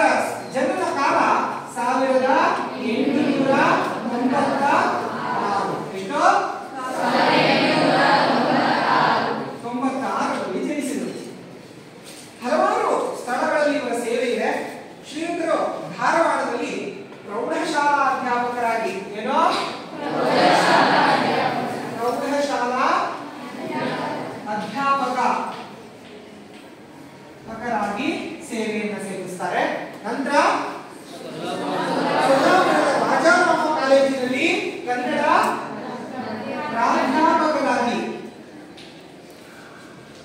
ಸೊಲ್ಲಾಪುರದ ರಾಜಾರಾಮ ಕಾಲೇಜಿನಲ್ಲಿ ಪ್ರಾಧ್ಯಾಪಕರಾಗಿ ಸೇವೆಯನ್ನು ಸಲ್ಲಿಸ್ತಾರೆ. ಅಷ್ಟೇ ಅಲ್ಲದೆ ಧಾರವಾಡದ ಬಾನುಲಿ, ಬಾನುಲಿ ಅಂದ್ರೇನು? ಬಾನುಲಿ, ಬಾನು ಅಂದ್ರೆ ಆಕಾಶ, ಹುಲಿ ಅಂದ್ರೆ ಆಕಾಶದ ನುಡಿ, ಆಕಾಶವಾಣಿ. ಆಕಾಶವಾಣಿ. ಎಲ್ಲೈತೆ ಆಕಾಶವಾಣಿ? ಎಲ್ಲಿಲ್ಲ? ಆಕಾಶವಾಣಿ ಅಂದ್ರೆ ಏನು? ಏನ್ ಜೋರಾಗಿ ಹೇಳ್ರಿ? ರೇಡಿಯೋ ಅಲ್ವಾ? ರೇಡಿಯೋ ಪ್ರಸಾರಣಾ ಕೇಂದ್ರಗಳಲ್ಲಿ ಧ್ವನಿಯನ್ನ ಕೊಟ್ಟು ಅಲ್ಲಿಯೂ ಕೂಡ ಧಾರವಾಡದ ಆಕಾಶವಾಣಿ ಕೇಂದ್ರ ಅವಾಗೆಲ್ಲ ಬಹಳ ಫೇಮಸ್ ಇದು ಕರ್ನಾಟಕದಲ್ಲಿ. ಧಾರವಾಡದ ಬಾನುಲಿ ಕೇಂದ್ರದಲ್ಲಿ ಇವರು ಸೇವೆಯನ್ನ ಸಲ್ಲಿಸಿದ್ದಾರೆ. ಹೌದಾ? ಇದಿಷ್ಟು ಇವರ ಸೇವೆ. ಪ್ರೌಢಶಾಲಾ ಅಧ್ಯಾಪಕರಾಗಿ ಸೊಲ್ಲಾಪುರದ ರಾಜಾರಾಮ ಕಾಲೇಜಿನಲ್ಲಿ, ಧಾರವಾಡದ ಬಾನುಲಿ ಕೇಂದ್ರದಲ್ಲಿ ಏನಾಗಿ ಸಲ್ಲಿಸಿದ್ರು? ಸಲಹೆಗಾರರಾಗಿ ಸೇವೆಯನ್ನು ಸಲ್ಲಿಸಿದ್ರು. ಕನ್ನಡದ ಪ್ರಮುಖ ಕವಿಗಳಲ್ಲಿ ಇವರು ಕೂಡ ಒಬ್ಬರು. ಇವರು ಅನೇಕ ಕೃತಿಗಳನ್ನು ಬರೆದಿದ್ದಾರೆ. ಇವರ ಪ್ರಮುಖ ಕೃತಿಗಳು ಹೀಗಿದೆ: ಗರಿ, ಕೃಷ್ಣಕುಮಾರಿ, ಕೃಷ್ಣಕುಮಾರಿ, ಉಯ್ಯಾಲೆ, ಸಖಿ ಗೀತ, ನಾಗಲಿದೆ, ಮೇಘದೂತ, ಗಂಗಾವತರಣ, ಸೂರ್ಯಪಾನ, ನಗೆಯ ಹೊಗೆ, ಸಾಹಿತ್ಯದ ವಿರಾಟ್ ಸ್ವರೂಪ, ಮತ್ತೆ ಅರಳು ಮರಳು, ನಾಲ್ಕು ತಂತಿ, ಇವೆಲ್ಲ ಇವರ ಪ್ರಮುಖ ಕೃತಿಗಳು. ಹೌದಾ? ನೋಡಿ, ಪ್ರತಿ ಪಾಠಕ್ಕೆ ನಾವು ಒಂದು ಕೀವರ್ಡ್ ಕೊಡ್ಕೊತೀವಿ. ಹೌದೇನ್ರಪ್ಪ? ಇಷ್ಟೆಲ್ಲ ಕೃತಿಗಳು ನೆನ್ಪಿಟ್ಕೊಳಕ್ ಆಗಲ್ಲ. ಪರೀಕ್ಷೆಯಲ್ಲಿ ಎಷ್ಟು ಕೃತಿ ಬರೀಬೇಕು? ಮಿನಿಮಮ್ 4 ರಿಂದ 5 ಕೃತಿ ಬರೀಬೇಕು. ಹೌದೇನಪ್ಪ? ಇದನ್ನ ನೆನ್ಪಿಟ್ಕೊಳಕ್ಕೆ ನಾನು ನಿಮಗೊಂದು ಸೂತ್ರ ಹೇಳ್ತೇನೆ. ನಿಮ್ಮ ಪಠ್ಯಪುಸ್ತಕದಲ್ಲಿ ಮೇಲ್ಭಾಗದಲ್ಲಿ ಬರೆದಿಟ್ಕೊಳ್ಳಿ. ಈ ಕಡೆ ಗಮನಿಸಿ, ಫಸ್ಟ್ ಆಮೇಲೆ ಬರೀರಂತೆ.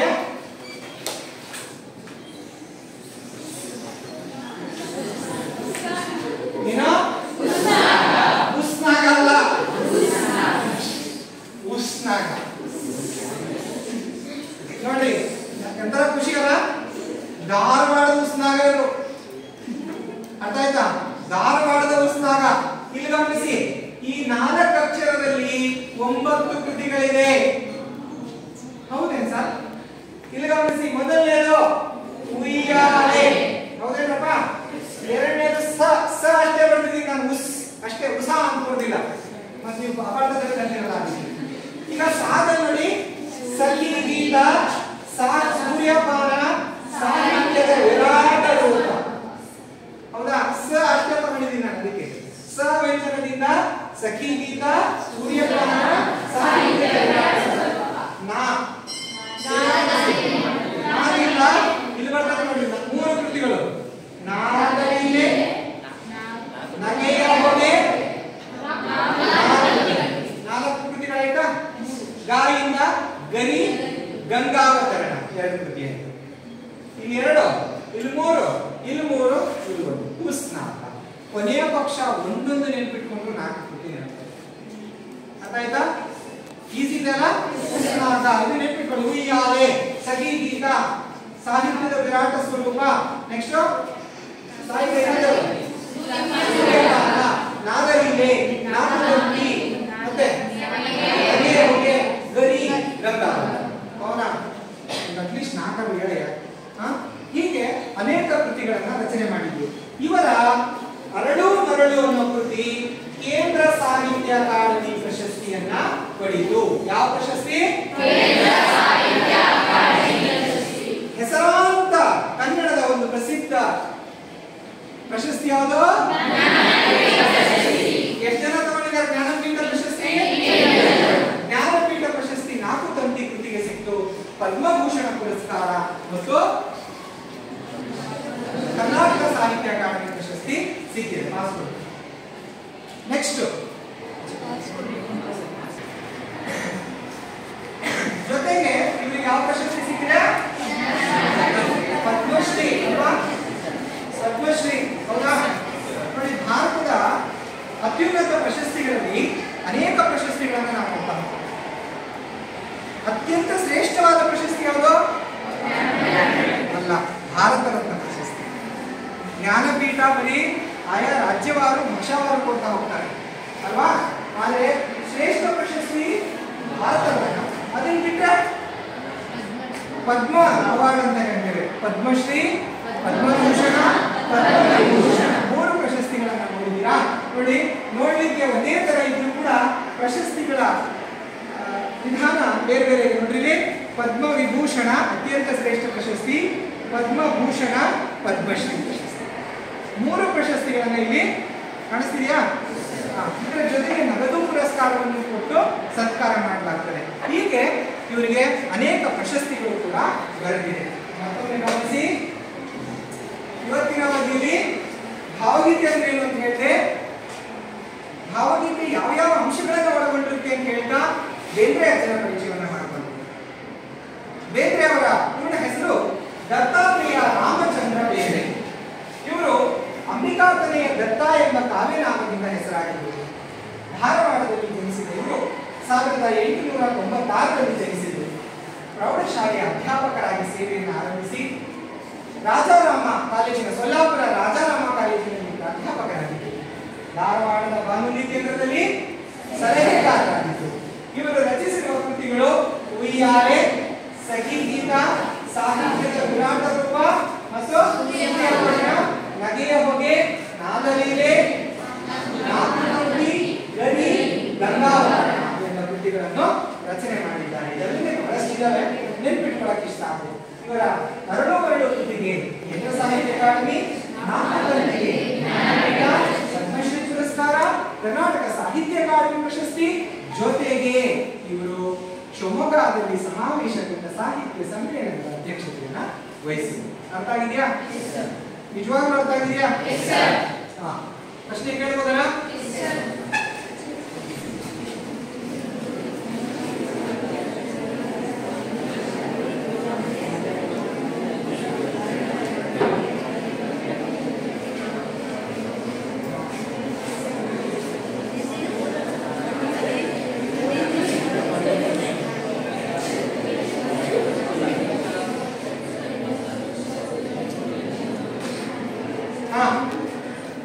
ಈಗ ನಿಮಗೆಷ್ಟು ಗೊತ್ತು ಅನ್ನೋದಕ್ಕೆ ಒಂದು ಸಣ್ಣ ಚಟುವಟಿಕೆ ಮಾಡೋಣ, ಆಯ್ತಾ? ಈಗ ನಾನು ಒಂದು ಹಾಜರಿ ಸಂಖ್ಯೆಯನ್ನ ಕರೀತೇನೆ. ಇಲ್ಲಿ ಗಮನಿಸಿ, ನಾನು ಟೇಬಲ್ ಮೇಲೆ ಒಂದು 4 ಬೋರ್ಡ್ಗಳನ್ನ ಇಟ್ಟಿದ್ದೇನೆ. ಇದ್ರ ಹಿಂದ್ಗಡೆ ಏನ್ ಬರ್ದಿದ್ದೀನಿ ಅಂತ ನಾನು ಹೇಳಲ್ಲ, ಹೌದಾ? 5 ಬೋರ್ಡ್ಗಳಿದೆ. ಇದರಲ್ಲಿ ನಾವು ಯಾರು ಹೇಳ್ತೀನೋ ಅವ್ರು ಬೋರ್ಡ್ ಅನ್ನ ಹಿಡ್ಕೊತೀರಾ. ಆ ಬೋರ್ಡ್ ನಲ್ಲಿ ಏನಿರುತ್ತೆ ಅದನ್ನ ಹಿಡ್ಕೊಂಡು, ಉದಾಹರಣೆಗೆ ನಾನು ಹೆಸರು ರಾಕೇಶ್ ಅಂತ ಕರೆದೆ. ರಾಕೇಶ ಬಂದು ಇದರೊಳಗಡೆ ಒಂದು ಬೋರ್ಡ್ ಅನ್ನ ಹಿಡ್ಕೊಂಡು ನಿಮಗೆ ತೋರಿಸ್ತಾನೆ. ನೀವು ಅದರಲ್ಲಿ ವಿಷಯವನ್ನ ಓದ್ತೀರಾ. ಓದಿದ್ಮೇಲೆ ಅವನು ನಿಮಗೆ ಪ್ರಶ್ನೆ ಕೇಳ್ತಾನೆ. ಯಾರಿಗೆ ಪ್ರಶ್ನೆ ಕೇಳ್ತಾನೋ ಗೊತ್ತಿಲ್ಲ. ಪ್ರಶ್ನೆ ಅದರಲ್ಲಿ ಜಸ್ಟ್ ಕೀವರ್ಡ್ ಇರುತ್ತೆ. ಅವನನ್ನ ಪ್ರಶ್ನೆ ಮಾಡಬೇಕು, ವಾಕ್ಯ ರೂಪದಲ್ಲಿ ಪ್ರಶ್ನೆ ಮಾಡಬೇಕು. ಮಾಡಿ ಆ ಪ್ರಶ್ನೆಯನ್ನ ನಿಮ್ಮಿಂದ ಉತ್ತರ ಕೇಳಬೇಕು. ಅರ್ಥ ಆಯ್ತಾ? ಓಕೆನಾ? ಯಾರು ಬರ್ತೀರಿ ಫಸ್ಟ್? ನಾನು ಬರ್ತೀರಲ್ವಾ? ಗೌತಮ್ ಆನ್ಸರ್ ಹೇಳೋದು ತಪ್ಪು. ಪ್ರಶ್ನೆ ಕೇಳೋದು ಒಂದು ಕಡೆ ಅಲ್ವೇ? ನೋಡೋಣ. ಈ ಕಡೆ ಬರ್ತಾನೆ. ನೀನ್ ತಗೊಳ್ಳ, ಯಾವ್ದಾದ್ರು ತಗೋ, ತೋರಿಸಿ ಎಲ್ಲಿ. ಹಾ, ನೋಡ್ತಿದ್ದೀರಲ್ಲ ಬೋರ್ಡು? ಓದಪ್ಪ ನೀನ್ ಅದನ್ನ. ಜನ್ಮಕಾಲ ಅಂತ ಇದೆ. ಇದಕ್ಕೆ ಸಂಬಂಧಪಟ್ಟಂತೆ ಸರಿ ಹಿಡ್ಕೊ, ಮುಚ್ಚಬೇಡ ಅದನ್ನ. ನೀನೊಂದು ಪ್ರಶ್ನೆ ರೆಡಿ ಮಾಡು. ಜನ್ಮಕಾಲ ಈ ಒಂದು ಪದಕ್ಕೆ ನೀನು ಪ್ರಶ್ನೆ ಮಾಡಬೇಕು ಇವತ್ತಿನ ಪಾಠಕ್ಕೆ. ಬೇಗ. ಯಾರ ಜನ್ಮಕಾಲ ಕೇಳ್ಬೋದು ಇವತ್ತು? ಹಾ, ಅದೇ ಕೇಳ. ಅದನ್ನ ಕ್ವಶನ್ ಮಾಡಿ ನೀಟಾಗಿ ಕೇಳು ಕರೆಕ್ಟ್ ಇದೆ ಕೇಳ.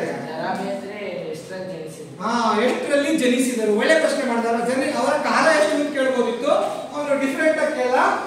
ಬೇಂದ್ರೆ ಅವರ ಕಾಲ ಎಷ್ಟು? ನಿಜವಾಗ್ಲೂ ಎಲ್ರಿಗೂ ಗೊತ್ತಾ? ಸುಮ್ಮನೆ ಕೈ ಏರ್ಪಡ್ರಿ. ಧನುಷ ಪುಸ್ತಕ ಮಾಡ್ಕೊಂಡೆ ಪುಸ್ತಕ ಮುಚ್ಚಿ. ಯಾರು ಕೇಳು, ನೀನೇ ಕೇಳು.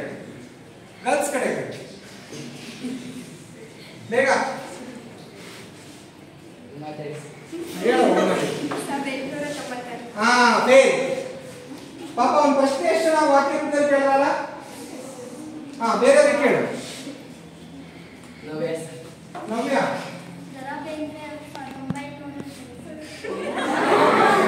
ಸಾವಿರದ 1900 ಜನಿಸಿದ್ದು ಹಾಕೋರಿ. ಇಲ್ಲಿ ಒಂದಾಗೈತೆ ಹೇಳಮ್ಮ. ಹೇಳಮ್ಮ. 1896ರಲ್ಲಿ ಜನಿಸಿದರು. ವಾಕ್ಯಶ್ರೀ ಮಾಡಲಿಲ್ಲ. ಬೇರೆಯವ್ರಿಗೆ ಕೇಳಪ್ಪ. ಇನ್ನೊಂದು ನೀತು ಹೇಳಮ್ಮ. ದರಾ ಬೇಂದ್ರೆಯವರು 1896ರಲ್ಲಿ ಜನಿಸಿದರು. ಸರಿನಾ ಉತ್ತರ? ಚೆನ್ನಾಗಿ ಹೇಳಿದ ಆನ್ಸರ್ನ. ಅವರಿಬ್ರು ಗೊತ್ತಿದ್ರು ಕನ್ಫ್ಯೂಸ್ ಮಾಡ್ಕೊಂಡು ವಾಕ್ಯದಲ್ಲಿ ಹೇಳಿಲ್ಲ. ಪರೀಕ್ಷೆಯಲ್ಲಿ ಆಗಲಿ ಎಲ್ಲೇ ಆಗಲಿ ಭಾಷೆಯನ್ನು ಕಲಿಯುವ ಮಕ್ಕಳು ವಾಕ್ಯ ರೂಪದಲ್ಲಿ ಹೇಳಬೇಕು. ಕೂತ್ಕೊಳ್ಳಿ. Very good. ಚೆನ್ನಾಗಿ ಹೇಳಿದ ಗೌತಮ. ಅಂತ ನಾನು ಗೌತಮ ಸ್ಟೇಜ್ ಮೇಲೆ ಬಂದಿದ್ದೆ ಒಂದು ಸ್ವಲ್ಪ ವರ್ಷ. ಬಾರಪ್ಪ ಅದನ್ನ ಸೈಡಿಗೆ ಇಟ್ಕೊಳ್ಳಿ. ನೆಕ್ಸ್ಟ್ ಬಾರಪ್ಪ. ಭಾಳ ಆಸೆ ಕೊಡ್ತಿದ್ದೆ ಬೇಗ. ಯಾರು ಕೇಳ್ಬೋದು ನಿಮ್ಮ ಪ್ರಶ್ನೆ? ಬೇಗ ಕಷ್ಟ ತಗೋಬೇಕು. ಟೈಮ್ ಅಂತ ತೋರಿಸು. ಜನ್ಮಸ್ಥಳ ವಾಕ್ಯ ಕ್ವಶನ್ ಕೇಳ. ನೀವು ಅವ್ನು ಕೇಳಕ್ ಮುಂಚೆ ಕೈ ಎತ್ತಿದ್ರಿ. ಅವ್ನು ಬೇರೆ ಜನ್ಮಸ್ಥಳ ಕೇಳಬಹುದು. ಅವಾಗ ಮಾಡ್ತೀರಿ. ಅವನಿಗೆ ಗೊತ್ತಿಲ್ಲ. ಅವ್ನು ಇವತ್ತಿನ ಪಾಠಕ್ಕೆ ಅಷ್ಟೇ ಕೇಳಬೇಕು ನಾನು ಹೇಳಿದ್ದೀನಿ. ಅಕಸ್ಮಾತ್ ಕಳೆದ ಪಾಠ ಕೇಳಿದಾಗ ಬೇರೆ ಕೇಳಬಹುದಿತ್ತು. ಅವನು ಇಬ್ಬಿಬ್ರು ಕವಿಗಳು ಇಬ್ಬಿಬ್ರು ವ್ಯಕ್ತಿ ಪರಿಚಯ ಮಾಡಿದಾಗ ಬರುತ್ತೆ ಇಬ್ಬರು. ದೇವೇಗೌಡ, ಆಮೇಲೆ ಸರ್ ವಿಶ್ವೇಶ್ವರಯ್ಯ, ನಾಲ್ವಡಿ ಕೃಷ್ಣರಾಜ ಒಡೆಯರ್ ಅಂತ ಕೇಳಬಹುದು. ಈಗ ಪ್ರಶ್ನೆ ಕೇಳಪ್ಪ. ಬೇಂದ್ರೆ ಅವರ ಜನ್ಮಸ್ಥಳ ಯಾವುದು? ಬೇಂದ್ರೆ ಅವರ ಜನ್ಮಸ್ಥಳ ಯಾವುದು? Correct answer Pavan. ಯಾವ ಪವನ್? Very good. ಹೇಳಪ್ಪ. ದರಾ ಬೇಂದ್ರೆಯವರು ಧಾರವಾಡ ಜಿಲ್ಲೆಯಲ್ಲಿ. Very good. ಬಡಿಲೇ ಚಪ್ಪಾಳೆ.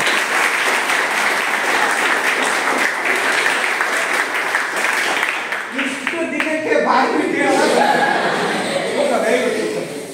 ನೆಕ್ಸ್ಟ್ ನೀನೇ ಬಾ ಪವನ್. ನೀನೇ ಬಾ.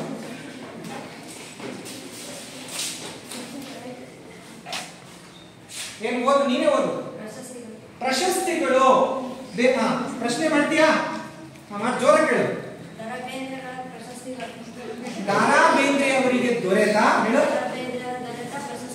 ಪ್ರಶಸ್ತಿಗಳು ಯಾವುವು? ಕಂಪ್ಲೀಟ್ ಮಾಡೋ. ಇನ್ನೊಂದ್ಸರಿ ಹೇಳೋ. ಅವರಿಗೆ ಪ್ರಶಸ್ತಿ. ದಾರಾ ಬೇಂದ್ರೆ ಅವರು ಪಡೆದ ಪ್ರಶಸ್ತಿಗಳು ಯಾವುವು? ಬೇಗ ಕೈ ಎತ್ತಿ ಕೇಳೋಣ. ಬೇಗ ಹೇಳಪ್ಪ. ಶಿಷ್ಯ ಜ್ಞಾನಪೀಠ ಪ್ರಶಸ್ತಿ, ಪದ್ಮಭೂಷಣ ಪ್ರಶಸ್ತಿ. ಪದ್ಮಭೂಷಣ ಅಲ್ಲಪ್ಪ, ಪದ್ಮಶ್ರೀ ಪುರಸ್ಕಾರ ಮತ್ತೆ ಕೇಂದ್ರ ಸಾಹಿತ್ಯ ಅಕಾಡೆಮಿ ಪ್ರಶಸ್ತಿ ದೊರೆತಿದೆ. ಮತ್ತೆ ಯಾರು ಹೇಳ್ತೀರಿ ಸ್ಪಷ್ಟವಾಗಿ? ಹೇಳ್ತೀಯಾ? ಹೇಳಿ. ಕೇಂದ್ರ ಸಾಹಿತ್ಯ ಅಕಾಡೆಮಿ ಪ್ರಶಸ್ತಿ, ಜ್ಞಾನಪೀಠ ಪ್ರಶಸ್ತಿ, ಪದ್ಮಶ್ರೀ ಪ್ರಶಸ್ತಿ. ಇನ್ನೂ ಚಂದವಾಗಿ ಹೇಳ್ಬೋದಿದ್ನ ಹೇಳು. ಅರಳು ಮರಳು ಕೃತಿಗೆ ಅವನು ಹೇಳ್ತಾನೆ. ನಾಲ್ಕು ತಂತಿ ಕೃತಿಗೆ ಜ್ಞಾನಪೀಠ ಪ್ರಶಸ್ತಿ, ಪ್ರಶಸ್ತಿಗಳು ದೊರೆತಿವೆ. ಕೂತ್ಕೊಳ್ಳಿ. ನೆಕ್ಸ್ಟ್ ನೀ ಇಲ್ಲೇ ಅವರಿಬ್ರು ಬನ್ನಿ. ಆ ಬೋರ್ಡ್ ಇಟ್ಕೊಳ್ಳಿ. ಅವಾಗಲೇ ಸಿಕ್ಕರು. ಪಾಸ್ ಮಾಡಿ. ನೆಕ್ಸ್ಟ್ ಕೇಳಿ. ಬಿಡ್ಕೊಂಡು ಇಟ್ಕೊಳ್ಳಿ. ಸ್ಟ್ರೈಟ್ ಕರೆಕ್ಟಾಗಿ ಇಟ್ಕೊಳ್ಳಿ. ಕೃತಿಗಳು ಆ ಕಡೆ ಬಾ. ಬೇಗ ಬೇಗ ಪ್ರಶ್ನೆ ರಚನೆ ಮಾಡಿ. ದಾರಾ ಬೇಂದ್ರೆ ಅವರ ಕೃತಿಗಳು ಯಾವುವು? ಬೇಂದ್ರೆ ಅವರ ಕೃತಿಗಳು ಯಾವುವು? ತೋರಿಸು, ಬೋರ್ಡ್ ತೋರಿಸು. ಬೇಂದ್ರೆ ಅವರ ಯಾವುದಾದ್ರೂ 5 ಕೃತಿಗಳನ್ನಾದರೂ ಹೇಳಿ. ಇಲ್ಲೇ ಫೇಲ್ಯೂರ್ ಆಗತ್ತೆ. ಇಷ್ಟೇ ಜನಕ್ಕೆ ಬರೋದು. ಕರೆಕ್ಟಾಗಿ ಕೈ ಎತ್ತಿ. ಕೊನೆಯ ಪಕ್ಷ 3 ಅಲ್ಲ ಹೇಳಿ. 4 ಹೆಸರಿನಲ್ಲಿ ಒಂದು ಸೂತ್ರ ನಿಲ್ಲಿಸಿದಾರೆ. ಯಾವ ಸೂತ್ರ? ಹೇಳ್ತೀಯಾ? ಯಾರು ಹೇಳ್ಬೇಕು ಹೇಳಪ್ಪ? ನೀನೆ ಸರ್ ಭುವನ್. ಅವನಿಗೆ ಕೇಳ್ತೀಯ? ಹೇಳಪ್ಪ ಭುವನ್. ಉಯ್ಯಾಲೆ, ಹಾ ಸಾಹಿತ್ಯದ ವಿರಾಟ್ ಸ್ವರೂಪ, ಹಾ ನಾಲ್ಕು ಸಂಧಿ, ಹಾ ಮೇಘದೂತ, ಮೇಘದೂತ, ಸಖಿಗೀತೆ, ಸಖಿ ಗೀತ, ಕೃಷ್ಣಕುಮಾರಿ, ಹಾ ಗರಿ, ಗರಿ ಇನ್ನು ಮುಂತಾದ ಕೃತಿಗಳನ್ನು ರಚಿಸಿದ್ದಾರೆ. ಕೂತ್ಕೊಳ್ಳಿ. ನೆಕ್ಸ್ಟ್ ಗರ್ಲ್ಸ್ ಕಡೆಯಿಂದ ಅವರು ಬರೀ ಯಾರು ತಗೊಳಂಗಿಲ್ಲಲ್ಲ, ಗರ್ಲ್ಸ್ ಕಡೆಯಿಂದ ಯಾರು ಬರೋದು ಬರೋಣ ತಗೋಬರ್ರಿ. ಲಾಸ್ಟ್ ಏನಿರ್ಬೋದು? ಸೇವೆ. ನನಗೆ ಗೊತ್ತಿದೆ, ಕ್ಯಾನ್ಸಲ್ ಮಾಡಲ್ಲ ನೀವು.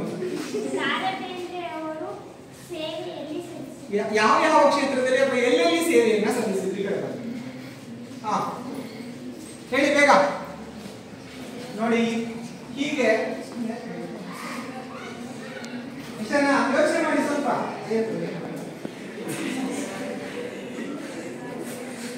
ಹೇಳ. ರಾಜಾರಾಮ್ ಪ್ರೌಢಶಾಲೆಯಲ್ಲಿ ಪ್ರೌಢಶಾಲೆ ಶಿಕ್ಷಕರಾಗಿ, ರಾಜಾರಾಮ ಸೊಲ್ಲಾಪುರದ ರಾಜಾರಾಮ ಕಾಲೇಜಿನಲ್ಲಿ ಪ್ರಾಧ್ಯಾಪಕರು. ಮತ್ತೆ ಧಾರವಾಡದ ಬಾನುಲಿ ಕೇಂದ್ರದಲ್ಲಿ ಸೇವೆ. ಮತ್ತೆ ಹೇಳಬೇಕು ಇನ್ನೊಂದು ಹೇಳಮ್ಮ ಹೇಳಮ್ಮ. ಪ್ರೌಢಶಾಲಾ ಶಿಕ್ಷಕರಾಗಿ ಸೇವೆ ಸಲ್ಲಿಸಿದ್ದಾರೆ. ಸೊಲ್ಲಾಪುರದ ರಾಜಾರಾಮ್ ಕಾಲೇಜಿನಲ್ಲಿ ಪ್ರಾಧ್ಯಾಪಕರಾಗಿ ಸೇವೆ ಸಲ್ಲಿಸಿದ್ದಾರೆ. ಧಾರವಾಡದ ಬಾನುಲಿಯಲ್ಲಿ ಸಲಹೆಗಾರರಾಗಿ ಸೇವೆ ಸಲ್ಲಿಸಿದ್ದಾರೆ. ಈಗ ಗಮನಿಸಿ, ಇವತ್ತಿನ ಅವಧಿಯಲ್ಲಿ ದರಾ ಬೇಂದ್ರೆಯವರ ಪರಿಚಯವನ್ನ ಮಾಡ್ಕೊಂಡ್ವಿ. ಬೇಂದ್ರೆಯವರು ಕಾಲವನ್ನ ಫಸ್ಟ್ ನಾವು ನೋಡಿದ್ವಿ ಅಲ್ಲ. ಫಸ್ಟ್ ನೀವೇ ಬಂದಿದ್ದಲ್ಲ. ಕಾಲ ಎಷ್ಟು? 1886. ಧಾರವಾಡದಲ್ಲಿ ಜನನ. ಇವರಿಗೆ ದೊರೆತ ಜ್ಞಾನಪೀಠ ಪ್ರಶಸ್ತಿ, ಪದ್ಮಶ್ರೀ ಪ್ರಶಸ್ತಿ, ಕೇಂದ್ರ ಸಾಹಿತ್ಯ ಅಕಾಡೆಮಿ ಪ್ರಶಸ್ತಿಯನ್ನು ಬೇಂದ್ರೆಯವರು ಪಡೆದಿದ್ದಾರೆ. ಇವರ ಕೃತಿಗಳು ಉಯ್ಯಾಲೆ, ಸಖಿಗೀತ, ನಾದಲೀಲೆ, ಗಂಗಾವತರಣ, ಸಾಹಿತ್ಯದ ವಿರಾಟ ಸ್ವರೂಪ, ಅರಳು ಮರಳು. ಇವರು ಬಾನುಲಿ ಕೇಂದ್ರದಲ್ಲಿ ಸಲಹೆಗಾರರಾಗಿ ಸೇವೆಯನ್ನು ಸಲ್ಲಿಸಿದ್ದಾರೆ. ಪ್ರಾಧ್ಯಾಪಕರಾಗಿ, ಪ್ರೌಢಶಾಲಾ ಶಿಕ್ಷಕರಾಗಿ ಸೇವೆಯನ್ನು ಸಲ್ಲಿಸಿದ್ದಾರೆ. ಇದಿಷ್ಟು ಇವತ್ತಿನ ತರಗತಿಯಲ್ಲಿ ನಾವು ಕಲಿತಂತಹ ಪಾಠ. ನಾವು ಮುಂದಿನ ಅವಧಿಯಲ್ಲಿ ಇನ್ನೊಂದಷ್ಟು ಪದ್ಯದ ಗಾಯನವನ್ನು ಮಾಡ್ತಾ, ಪದ್ಯದ ಜೊತೆಗೆ ಹಾಡ್ತಾ ಆಡ್ತಾ, ಕವಿಯ ಭಾವಕ್ಕೆ ಜೀವವನ್ನು ಕುಂತ ಮುಂದಿನ ಅವಧಿಯಲ್ಲಿ ಹಕ್ಕಿ ಹಾರುತ್ತಿದೆ ನೋಡಿದಿರ ಪದ್ಯ ಭಾಗವನ್ನು ಕಲಿಯೋಣ. ಹಾಗಾದ್ರೆ ಇವತ್ತಿನ ಪಾಠ ನಿಮಗೆ ಅರ್ಥ ಆಗಿದೆ ಅಂತ ನಾನು ಭಾವಿಸ್ತಾ, ನಾಳೆ ಅವಧಿಯಲ್ಲಿ ನಾವು ಈ ಪಾಠವನ್ನು ಮುಂದುವರಿಸೋಕೆ ಮುಂಚೆ ಅಥವಾ ಈ ಪಾಠದ ನಂತರದಲ್ಲಿ ಕವಿಯ ಪರಿಚಯಕ್ಕೆ ಸಂಬಂಧಪಟ್ಟಂತೆ ಸಂದರ್ಶನ ವಿಧಾನ ಅನ್ನೋ ಒಂದು ಚಟುವಟಿಕೆಯನ್ನು ಕೈಗೊಳ್ಳೋಣ. ಇದುವರೆಗೂ ಪಾಠವನ್ನು ಕೇಳಿದಿರಾ. ತಮಗೆಲ್ಲರಿಗೂ ಧನ್ಯವಾದ.